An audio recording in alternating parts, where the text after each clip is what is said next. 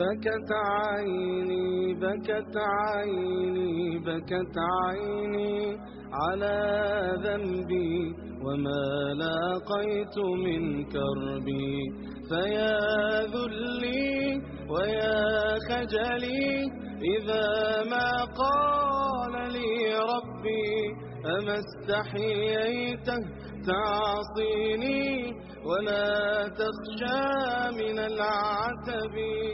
الحمد لله نحمده ونستعينه ونستهديه ونعوذ بالله من شرور أنفسنا ومن سيئات أعمالنا من يهده الله فلا مضل له ومن يضلل فلا هادي له ونشهد أن لا إله إلا الله وحده لا شريك له ونشهد أن محمدا عبده ورسوله والصلاة والسلام على سيدنا محمد وعلى آله وأصحابه ومن تبعهم بإحسان إلى يوم الدين أما بعد فقد قال الله تعالى في كتابه العزيز وفرقانه المجيد أعوذ بالله من الشيطان الرجيم بسم الله الرحمن الرحيم لقد من الله على المؤمنين إذ بعث فيهم رسولا من أنفسهم يتلو عليهم آياته ويزكيهم ويعلمهم الكتاب والحكمة صدق الله مولانا العظيم فيا عباد الله أوصيكم وإياي أولا بتقوى الله. அளவற்ற அருளாளன் நிகரற்ற அன்புடையவன் அல்லாஹு தஆலாவுடைய பெயரினால் இந்த குத்பாவை நான் ஆரம்பம் செய்கிறேன். எல்லா புகழும் சர்வ வல்லமையும் கொண்ட ரப்புல் ஆலமீன் அல்லாஹு தஆலாவுக்கே சொந்தமானதாக அல்ஹம்துலில்லாஹ். சாந்தியும் சமாதானமும் அவருடைய தூதர் எங்களுடைய தலைவர் முஹம்மது முஸ்தபா ஸல்லல்லாஹு அலைஹி வஸல்லம் அவர்கள் மீதும் அவர்களுடைய குடும்பத்தவர்கள் தோழர்கள் இந்த தீனுக்காக யாரெல்லாம் உழைத்தார்களோ உழைத்து கொண்டிருக்கிறார்களோ உழைப்பதற்காக காத்து கொண்டிருக்கிறார்களோ அப்படிப்பட்ட நல்லடியார்கள் அனைவர் மீதும் உண்டாவதாக.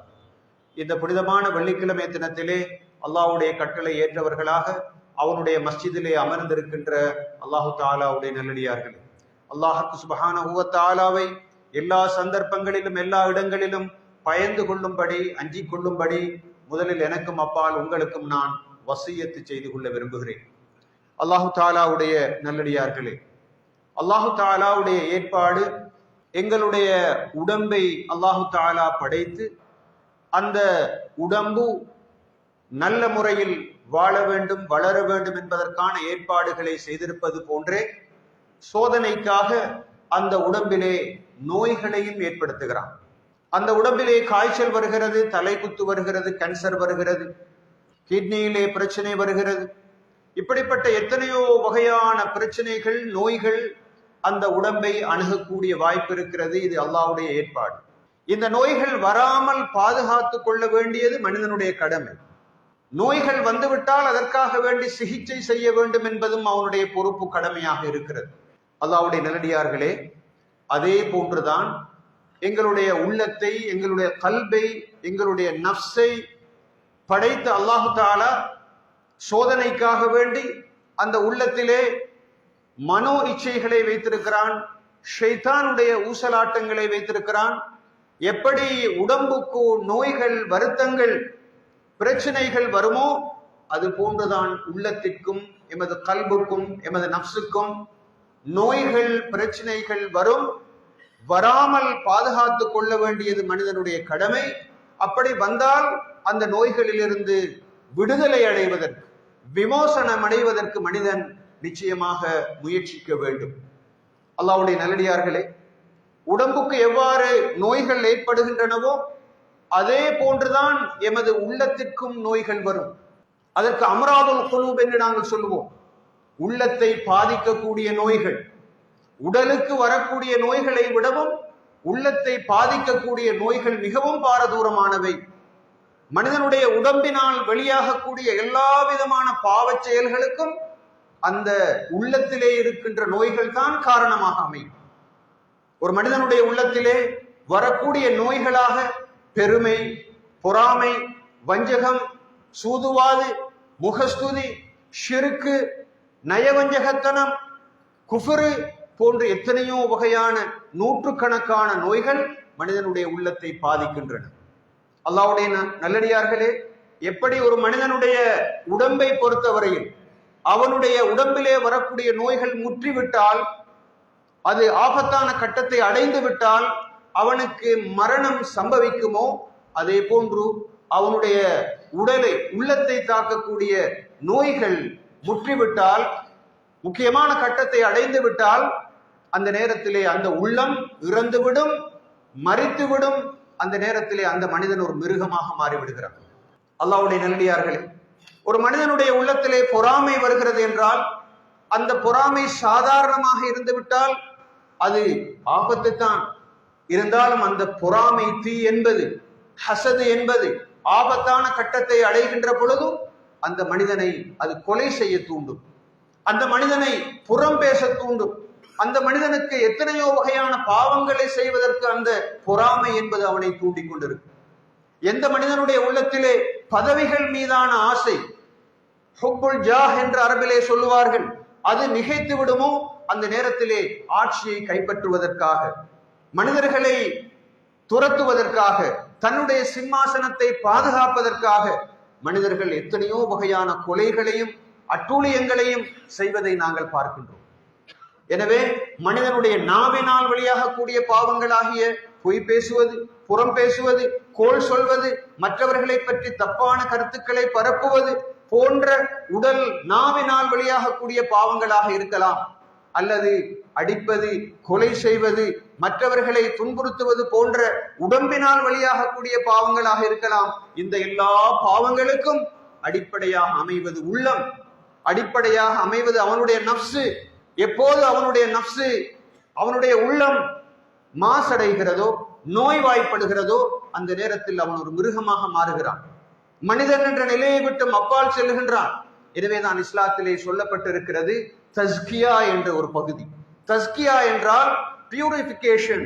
எமது உள்ளத்தை நாங்கள் தூய்மைப்படுத்த வேண்டும்.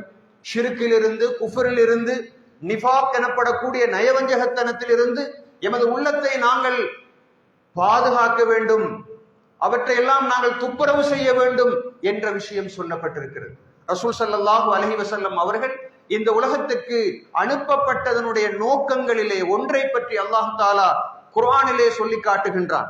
லகத் மன்னல்லாஹு அலல் முஃமினீன், மூமின்களை பொறுத்தவரையில் அவர்களுக்கு அல்லாஹ் தஆலா மிகப்பெரிய ஒரு அருளை செய்திருக்கின்றான். காரணம், அவர்களுக்கு மத்தியிலிருந்தே ஒரு தூதுவரை அனுப்பியிருக்கிறான். அவர் செய்கின்ற முக்கியமான வேலை, அவர்களுக்காக வேண்டி அல்லாஹ்வுடைய அத்தாட்சிகளை அவர் ஓதி காண்பிப்பார். இரண்டாவதாக வயுஸக்கீஹிம் யத்லு அலைஹிம், அவர்கள் மீது அல்லாஹு தஆலாவுடைய அத்தாட்சிகளை ஓதி காண்பிக்கின்ற அதே நேரத்தில் அவர்களை பரிசுத்தப்படுத்துவார், தூய்மைப்படுத்துவார். தூய்மைப்படுத்துவார் என்றால் அவருடைய உடம்பிலே இருக்கின்ற அழுக்குகளை எல்லாம் கழுவி விடுவார் என்பது அர்த்தம் அல்ல.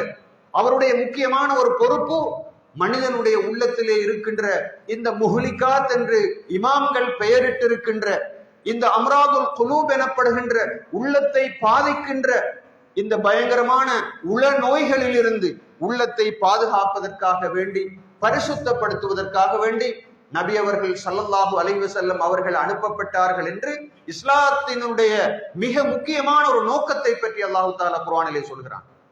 மகாசிது ஷரியா எனப்படுகின்ற, மகாசிதுல் இஸ்லாம் எனப்படுகின்ற இஸ்லாத்தினுடைய அந்த கோல்ஸுகளிலே ஒன்றாக, இஸ்லாத்தினுடைய இலக்குகளிலே ஒன்றாக இருப்பது மனிதனுடைய உள்ளத்தை பரிசுத்தப்படுத்துவது. அல்லாஹ்வுடைய நல்லடியார்களே, கொஞ்சம் நாங்கள் சிந்தித்து பார்ப்போம். எங்களுடைய வாழ்க்கையில் இடம்பெறக்கூடிய எல்லா வகையான குற்றச் செயல்களுக்கும் அடிப்படையாக அமைவது எமது உள்ளம்.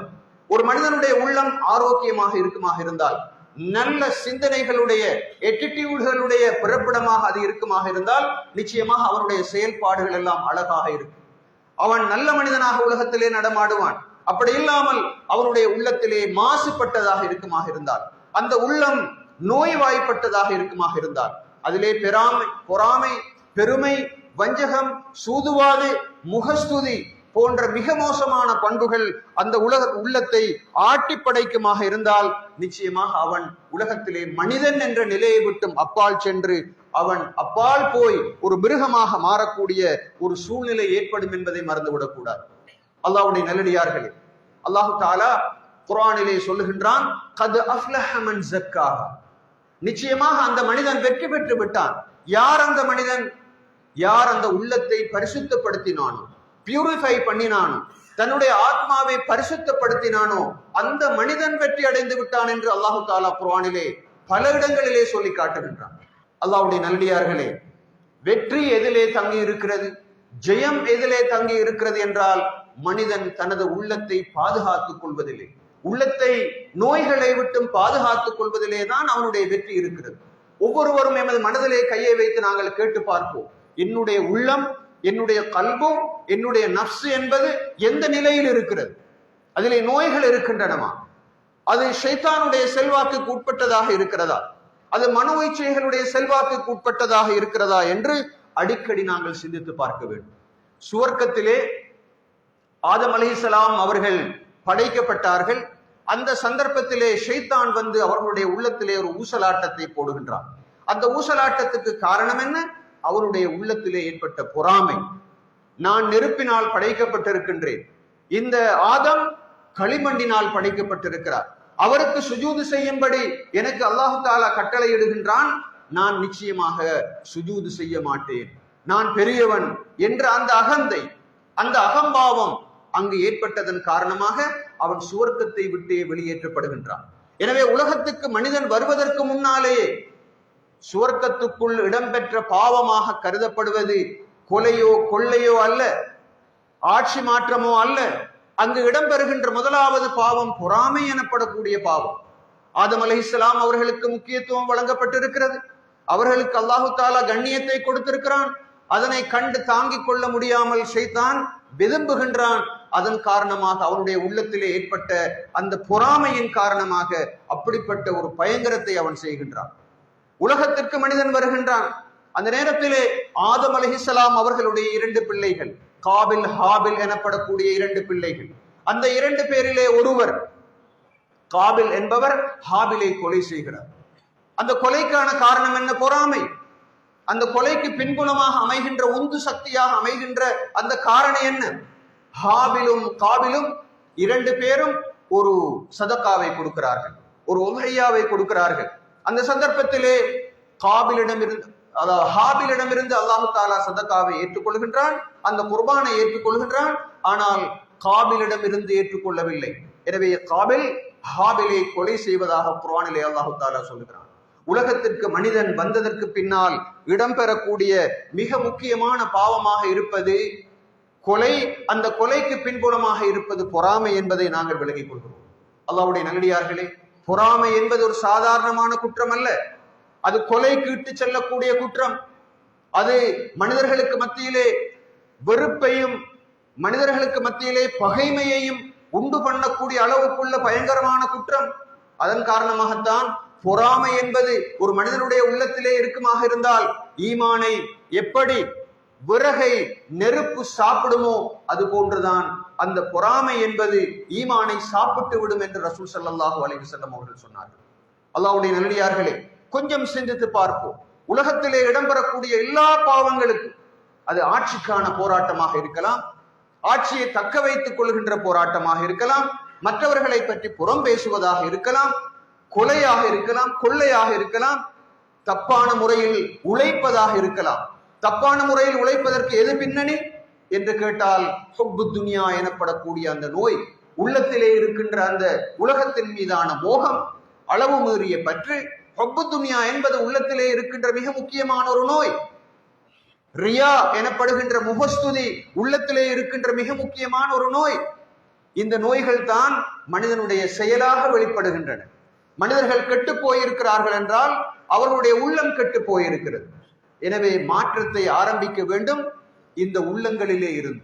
உள்ளங்களிலே ஏற்படக்கூடிய மாற்றம் தான் மனித சமுதாயத்திலே ஏற்படக்கூடிய மாற்றம். சட்டங்களாலோ நீதிமன்றத்தாலோ பொலிசினாலோ அல்லது மற்றமுண்டான தண்டனைகளினாலோ நிச்சயமாக மனித சமுதாயத்திலே மாற்றத்தை கொண்டு வருவதற்கு ரசூல் ஸல்லல்லாஹு அலைஹி வஸல்லம் அவர்கள் வரவில்லை. அடிப்படையில் உளரீதியான மாற்றம், ஒரு மனிதனுடைய மனதிலே ஏற்படக்கூடிய மாற்றம், சிந்தனையிலே ஏற்படக்கூடிய மாற்றம். இன்னல்லாஹ லா யுகையிரு மா பிகௌமின் ஹத்தா யுகையிரு மா பிஅன்ஃபுஸிஹிம். எந்த ஒரு சமுதாயத்தையும் அல்லாஹு தாலா மாற்றுவதில்லை அந்த சமுதாயம் தன்னுடைய உள்ளத்திலே இருக்கின்ற கருத்துக்களை மாற்றிக் கொள்ளும் வரை என்று அல்லாஹு தாலா மிகவும் அழகாக திட்ட தெளிவாக இந்த கருத்தை சொல்கிறான். அல்லாஹ்வுடைய நல்லடியார்களே, எனவே நாம் எல்லா விஷயங்களையும் மிக கவனமாக அணுக வேண்டும். ஸல்லல்லாஹு அலைஹி வஸல்லம் அவர்கள் சொன்னார்கள், ஒரு மனிதனுடைய உடலிலே இன்னஃபில் ஜஸதி லமுதுகா, ஒரு சதை துண்டு இருக்கிறது, அது சீராகிவிட்டால் முழு உடலும் சீராகிவிடும், அது கெட்டுவிட்டால் முழு உடலும் கெட்டுவிடும் என்று சொன்னார்கள். அதுதான் கல்பு என்று சொன்னார்கள். கல்பு கெட்டுவிட்டால் முழு உடலும் கெட்டுவிடும். முழு உடலும் அல்ல, முழு உலகமுமே கெட்டுவிடும். குடும்பம் கெட்டுவிடும், பொருளாதாரம் கெட்டுவிடும், அரசியல் கெட்டுவிடும், சமூக உறவுகள் கெட்டுவிடும். ஏன் இந்த இனக்கலவரங்கள்? உலகத்திலே இருக்கின்ற இனக்கலவரங்களுக்கு பின்னணி என்ன? பொறாமை. ஒரு சமுதாயம் முன்னேறி கொண்டு போகிறது, எனவே அந்த சமுதாயத்தை முன்னேற விடக்கூடாது, நாங்கள் மாத்திரம்தான் முன்னேற வேண்டும் என்ற அந்த பொறாமை. ஏன் இந்த உலகத்திலே இவ்வளவு பெரிய யுத்தங்கள் அரங்கேறி கொண்டிருக்கின்றன? ஆட்சியின் மீதான மோகம். நான் எனது மாளிகைகளுக்குள் மிகவும் ஆடம்பரமாக டாம்பிகமாக வாழ வேண்டும், நான் அனுபவிக்கின்ற சொத்துக்களையும் செல்வங்களையும் வளங்களையும் யாரும் அனுபவிக்க கூடாது, எனக்கு எதிராக யாரெல்லாம் வருவார்களோ அவர்களை நான் சிறையில் அடைப்பேன், அவர்களை கொல்லுவேன், அவர்களை நாடு கடத்துவேன், அவர்கள் மில்லியன் கணக்கானவர்களாக அகதிகளாக மாறினாலும் எனக்கு கவலை இல்லை என்று ஆட்சியாளர்கள் சொல்லி இன்று உலகத்திலே நடக்கின்ற எல்லா பிரச்சனைகளுக்கும் காரணம் அல்லாஹ்வின் மீது பயம் கிடையாது, உள்ளத்திலே அல்லாஹு தாலாவின் மீதான அந்த அச்சம் கிடையாது. இதுதான் அடிப்படை.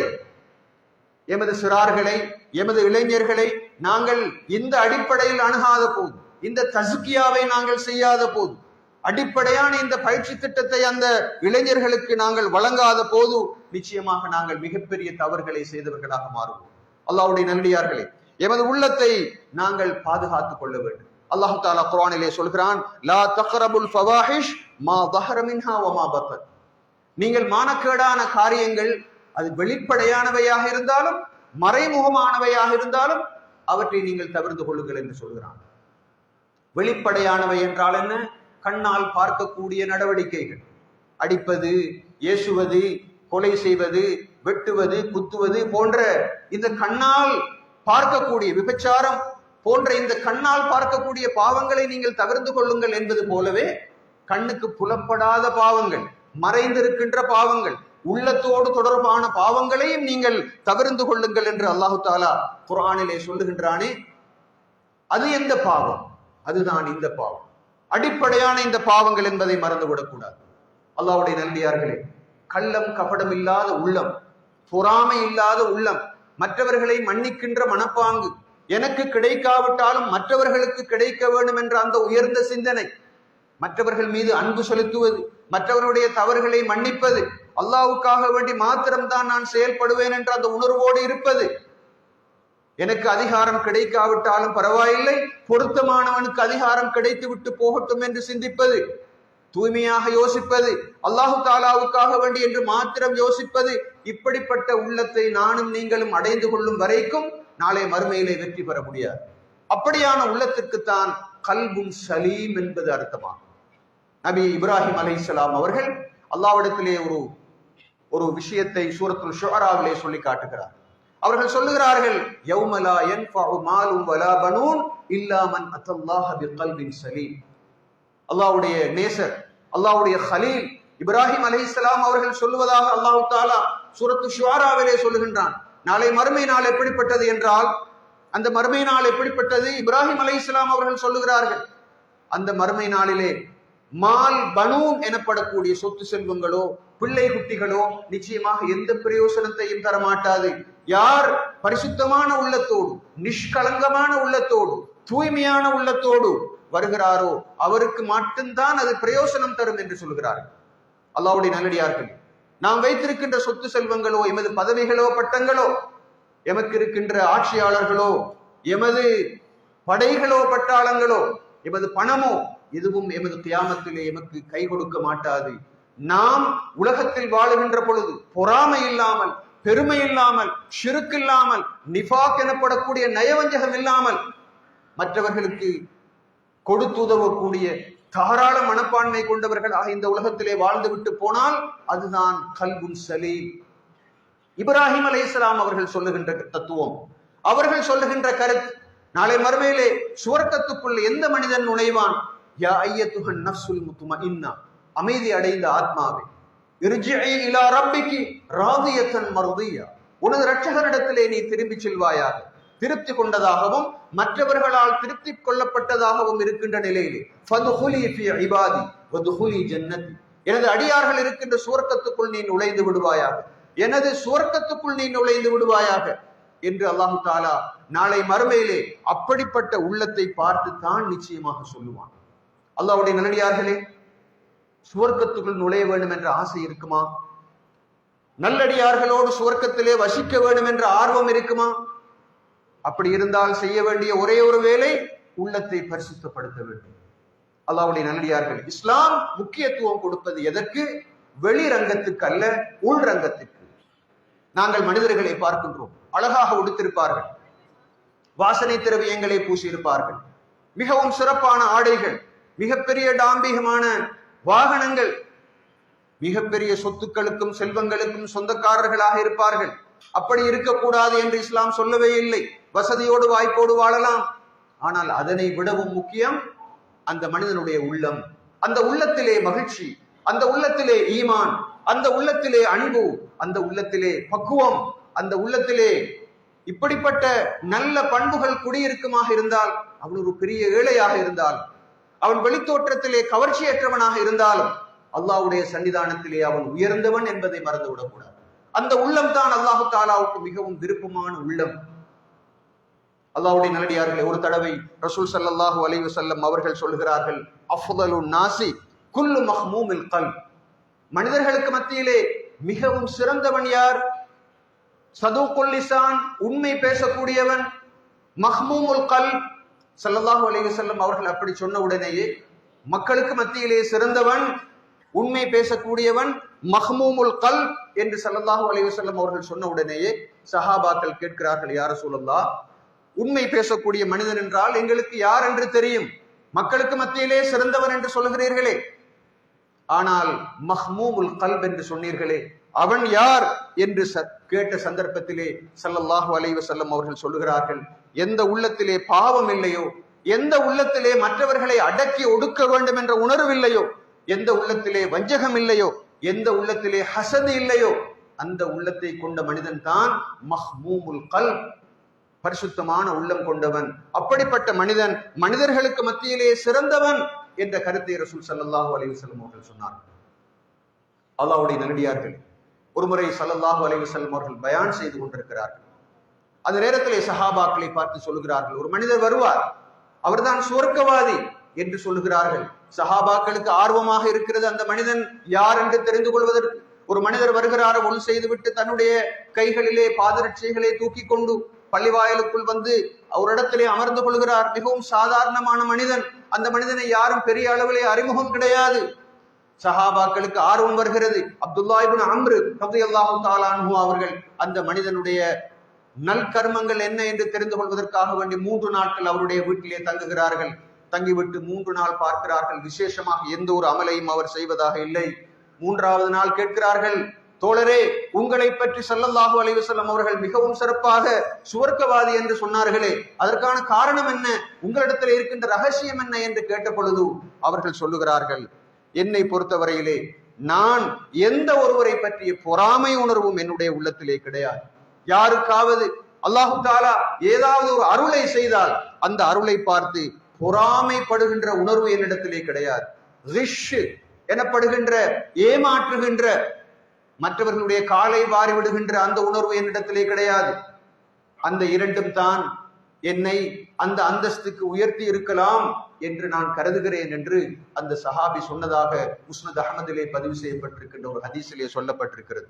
அல்லாஹ்வுடைய நல்லடியார்களே, கடைசியாக இப்படிப்பட்ட மிக மோசமான பயங்கரமான உள்ள இந்த நிலைமையிலிருந்து நாங்கள் எங்களை பாதுகாத்துக் கொள்ள வேண்டுமாக இருந்தால், முதலாவது இந்த உலகத்தை சரியாக விளங்க வேண்டும். பொறாமைப்பட்டு, பெருமைப்பட்டு, வஞ்சகப்பட்டு இந்த உலகத்தில் எதனை கண்டோம், எதனை எடுத்துக்கொண்டு வந்தோம், நாம் போகின்ற பொழுது எல்லாவற்றையும் விட்டுவிட்டுத்தானே போவோம். அதற்குள் ஏன் இந்த சண்டை, ஏன் இந்த பொறாமை, ஏன் இந்த போட்டா போட்டி என்று முதலாவது நினைக்க வேண்டும். நாங்கள் பொறாமைப்படுகின்ற சந்தர்ப்பத்திலே வேறொருவருக்கு அது கிடைத்திருக்கிறது என்றால் அது அல்லாஹ்வுடைய நாட்டம். எனக்கு தராமல் இருப்பதற்கு ஏதாவது ஒரு காரணம் இருக்கும். அல்லாஹ்வுடைய கலாவை கதிரை நாங்கள் புரிந்து கொள்வோம் என்று யோசிக்க வேண்டும். மௌத்தை அடிக்கடி நினைக்க வேண்டும். நல்ல மனிதர்களோடு சகவாசம் வைத்துக் கொள்ள வேண்டும். அதிகமாக குர்ஆன் ஓத வேண்டும், திக்ர் செய்ய வேண்டும், திலாவத்துல் குர்ஆன் போன்றவற்றை எல்லாம் செய்ய வேண்டும். அப்படியெல்லாம் செய்கின்ற பொழுது நிச்சயமாக எமது உள்ளம் பரிசுத்தப்படும். அதற்காக வேண்டி கூடுதலான முயற்சிகளை நாங்கள் எடுக்க வேண்டி இருக்கிறது என்பதை இந்த சந்தர்ப்பத்திலே ஞாபகப்படுத்திக் கொள்ள விரும்புகின்றோம். இமாம் கஸாலி ரஹ்மஹுல்லாஹ் அவர்கள் தன்னுடைய இஹ்யாவிலே அத்தஸ்கியா ஃபர்து ஐனின் என்று சொல்லி இருக்கிறார்கள். ஒவ்வொரு மனிதனும் இந்த உள்ளத்தை பரிசுத்தப்படுத்துவதற்கு முயற்சிப்பது தனிப்பட்ட முறையில் ஒரு ஃபர்து ஐன் என்று சொல்லி இருக்கிறார்கள். அந்த வகையில் எமது உள்ளத்தை பரிசுத்தப்படுத்திக் கொள்வதற்கு நாம் அனைவரும் முயற்சிக்க வேண்டும். வல்ல நாயன் அதற்காக வேண்டி துணை செய்வானாக. யா அல்லாஹ், எங்களுடைய உள்ளத்திலே இருக்கின்ற கசடுகள், கபடங்கள், வஞ்சகங்கள், சூதுவாதுகள், பெருமை, பொறாமை போன்ற அனைத்தை விட்டு நீங்கிக் கொள்ளக்கூடிய வாய்ப்பையும் அனைவருக்கும் தருவாயாக. மௌத்தாகக்கூடிய சந்தர்ப்பத்திலே கலிமாவோடு மௌத்தாகக்கூடிய அந்த உயர்தரமான பாக்கியத்தை எங்களுக்கு நசீபாக்குவாயாக. சர்வதேச ரீதியாக முஸ்லிம் சமூகம் மிகவும் கஷ்டப்பட்டு கொண்டு துன்பத்தோடு வாழ்ந்து கொண்டிருக்கிறது. இந்த சந்தர்ப்பத்தில் அவர்களுக்கு நீ விடிவை கொடுப்பாயாக. அவர்களுக்கு எதிராக யாரெல்லாம் சூழ்ச்சி செய்கிறார்களோ அந்த சூழ்ச்சிகள் அனைத்திலிருந்தும் அவர்களை நீ பாதுகாப்பாயாக. யா அல்லாஹ், மௌத்தாகக்கூடிய ஒவ்வொருவரையும் ஷஹீதுகளாக அவர்களை நீ ஏற்றுக்கொள்வாயாக. நாளை மறுமை உன்னை நாங்கள் சந்திக்கின்ற பொழுது கல்புன் சலீம் எனப்படக்கூடிய அந்த தூய்மையான உள்ளத்தோடு சந்திக்கின்ற அந்த பாக்கியத்தையும் அனைவருக்கும் நசீபாக்குவாயாக. ஆமீன் ஆமீன் யா ரப்பல் ஆலமீன்.